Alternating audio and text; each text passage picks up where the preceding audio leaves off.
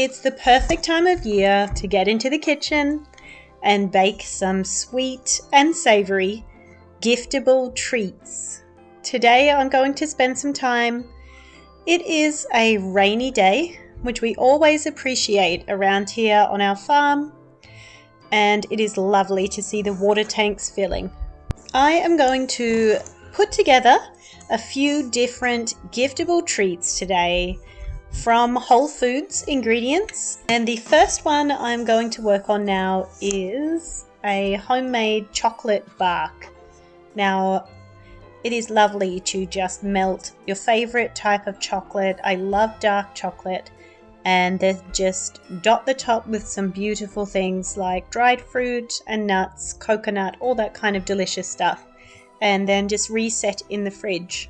I don't have any chocolate at home today, so I'm going to make, I guess, my own makeshift chocolate at home from coconut oil and adding in a sweetener. I've got maple syrup here I'm going to add, and then also cacao or cocoa powder. So I'm just going to melt the coconut oil down. Geez, I find this such a pain to work with. If you live anywhere but the tropics, then your coconut oil is just constantly solidified, and I just find it so difficult to dig out of that jar. I should do something sensible like put it in a sink full of warm water and just let it melt down. I know I should do that, but once I'm in the kitchen and I'm going with things, I tend to just push ahead. But anyway, I've gotten this coconut oil out of the jar and into the pot. All I need to do is melt it down gently and then just whisk in the cocoa powder and maple syrup to taste, and of course a pinch of salt as well, just to balance things out. Now, you can top this with whatever you like. And I think if you want to take it to another level, pre-toasting the coconut flakes would be so yummy on top. For me, I'm going to put some pumpkin seeds on the top and just shredded coconut because that's what I have, and I want to keep this super simple today. Now, do make sure that you emulsify all the ingredients nicely. Using the stick blender can also work because the maple syrup or the honey has to truly be dissolved and emulsified into the rest of the ingredients, just to make sure it doesn't separate. Now, you can store this in the fridge or store this in the freezer, and once it's set in about 30 or 40 minutes up to an hour, then you can just take it out again, snap it into pieces or cut it into pieces. And this is a good one just to have hanging around because coconut oil is so good at filling tummies, and it is tasty enough that it was certainly hard to keep my kids away from it.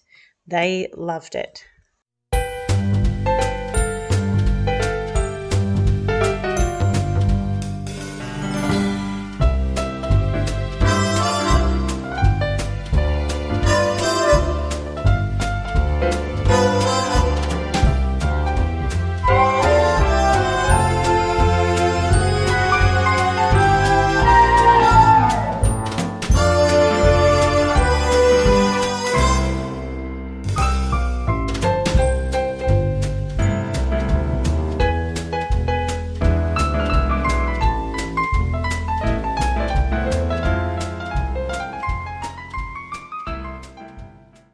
Now, this second classic Christmas time treat that I'm going to work on is one of my personal favorites and one of the favorites of every single one of my children as well, and that is shortbread.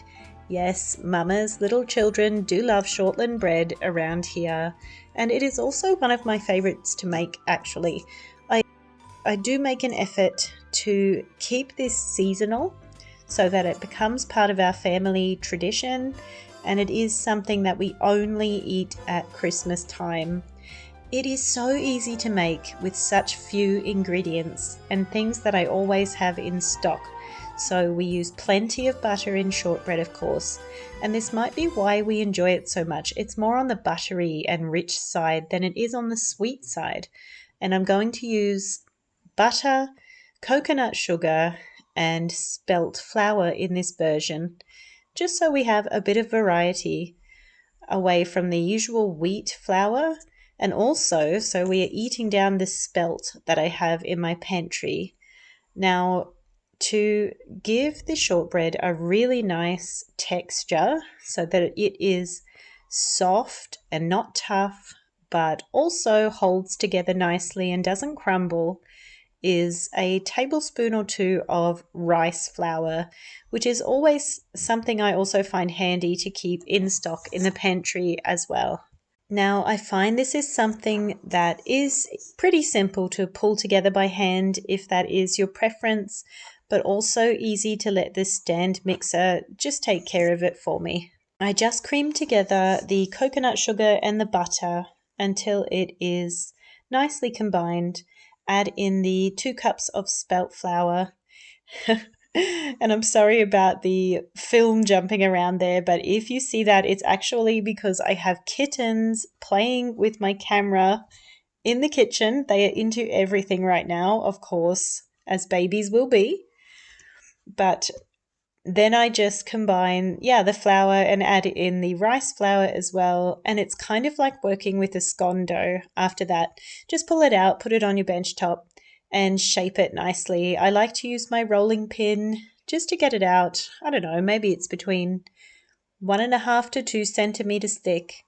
And I also like to bake this in the traditional sort of round petticoat tail style. I don't know how to get the pretty shaping at the edges, like the scalloped edges. Maybe I'll try that next year, but I do like to cut it into the shapes, the wedges, before I bake it. Well, I say cut it. I'm not cutting it all the way through. I'm just marking the shortbread round. And that just makes it easier later on after it has baked and it is still warm. I can cut it into the wedges ready to serve. It is important though, after baking shortbread, to be really patient with it. And after you've cut it into those pieces, allow it to totally cool all the way through. And that just makes it a little firmer so that it doesn't crumble apart in your hands. It is such a welcome relief to have steady rainfall right now. We are definitely entering the season where the pasture is growing so well, so all the animals are looking fantastic and healthy, and of course the feed bill is lower. We don't need to buy as much hay for our 2 cows, so that is helping with the budget, which is always very welcome. We've also decided to start our school holidays, so for the month of December, we will not be doing any formal homeschooling.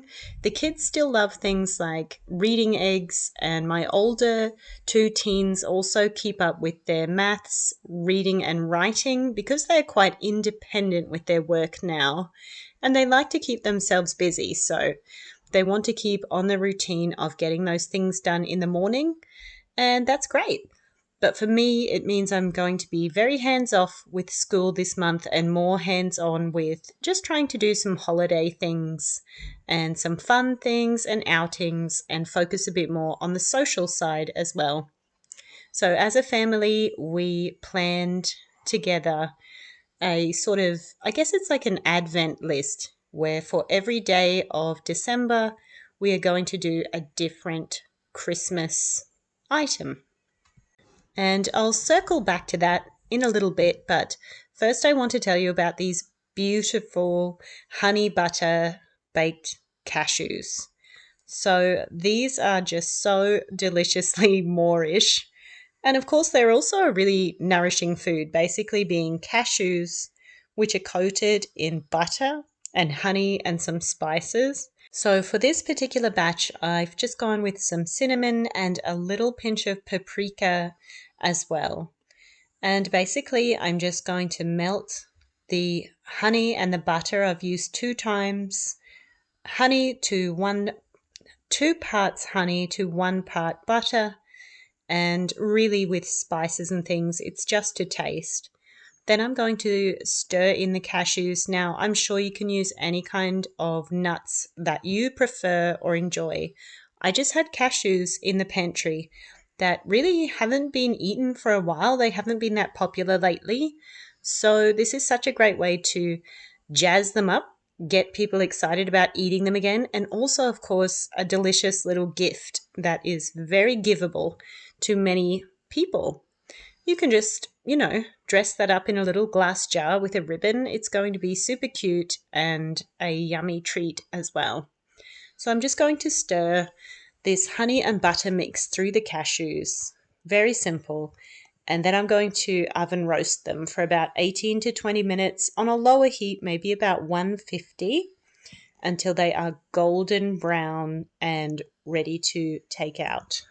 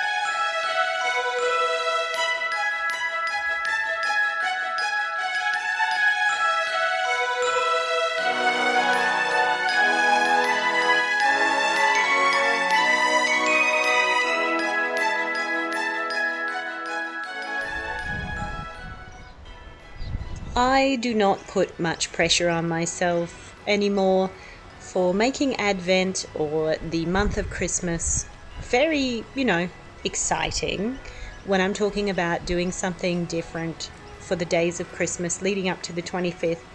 I'm not making it full of pressure. I'm not making this difficult for us as a family or for myself to achieve. Now, keeping in mind there are 8 people in my family, 8 different personalities, 8 different sets of needs and wants, and of course 4 of our children are still under the age of 9, so they just need a lot of assistance in day-to-day life, and that takes energy and time and effort from parents. So we are not going to push ourselves in ways that make the season stressful. But when we're sitting down together and we're making lists, it's simple things like you saw today at the start of our video, we had some little balsa wood decorations that we were painting. Now we just let them dry and thread them with some twine, and they're right now hanging on the Christmas tree. Super simple, a fun way to get everybody involved and focused on a Christmassy project today, and just, sort of create a tradition around the season and just make it feel like, yeah, Christmas is coming and it's fun to celebrate. Other things that we will do are as simple as having a really special hot chocolate with whipped cream on top and some marshmallows. Or we are going to sit down as a family and watch Is It Cake, the holiday edition, which is very Christmassy and very fun for the family. Everybody likes to talk about and watch food around here about as much as I do. So it's little things like that, going for a drive, checking out the Christmas lights, mailing Christmas cards, wrapping gifts for people and putting them under the tree, all of those simple but fun things, and we can break them down into one a day and just make December feel that bit special. Do you have any special traditions around December? I would love to hear about them. I have had some amazing, inspiring mum friends over the years who just find the most amazing little treats for their kids to open every day for the Advent leading up to Christmas Day. And some people can just manage to do some amazing things. Now, even though it's a kitchen project day and I'm getting all these giftable treats made, we still have to eat lunch, of course. So I'm going to make something super simple. We always have beef mince to hand, and I often have my sourdough starter ready to go as well. So this morning, before I got going with any of the treat projects, I just put together the sourdough flatbread that I've shared before on my channel. It is so tasty, chewy, and delicious. So that was really simple because all I do is mix up the dough and let it sit until I want it. And then I roll it out, fry it up. And we just treat this like we're having burritos, right? So it's just beef mince, cheese, and some sour cream, or we just have Greek yogurt at the moment, and some salad. And that got everybody fed. And then we can be on to the next thing. And now after lunch, after a bit of a break, everything has cooled completely. The shortbread is totally cool. The chocolate bark is just storing safely in the fridge. And now I'm going to portion out these nuts, these candied nuts, I suppose they are really, candied cashews. That sounds nice. And I loved putting these into the jars, just the way that they really go hard like a nut brittle when they're set. It really is delicious. It is very easy to eat so much of these. My whole family enjoys them. My kids definitely love them. And they keep really well too. So they have set super hard and crunchy, and they will keep in these jars for, well, longer than I've ever managed to keep them around the house. So I'm going to say surely they would be good for a couple of weeks at least. Now I'm just going to try to decorate this jar a little bit, try to pretty it up. Now, you know I love to cook. You know I love to work with the animals here on my little homestead, but I am not a crafty mum. I have tried over the years to teach my kids so many crafty skills, but it really just is not my strength. But I do think just in a nice glass jar with one of these hand-painted Christmas decorations and wrapped with twine that is always hanging around my kitchen. These look pretty cute, and I'm sure anybody would be thankful to be gifted that. Also, you can reuse the decoration on your tree, of course, which I think is super cool. Now, this spelt and coconut sugar shortbread, this is going to head right next door to my mum and be a little early Christmas gift, first day of December gift for her. And you know that I've got this huge sack of honest to goodness icing sugar that I just have to use up at least over the next 6 months, 12 months maybe. So I am dusting all over all my Christmas goodies. And for some things like this shortbread, which is more buttery than it is sweet, it's just right. It really just brings out, I don't know, the perfect touch on top. It's really yummy and would be perfect with a coffee, a cup of tea, or a hot chocolate.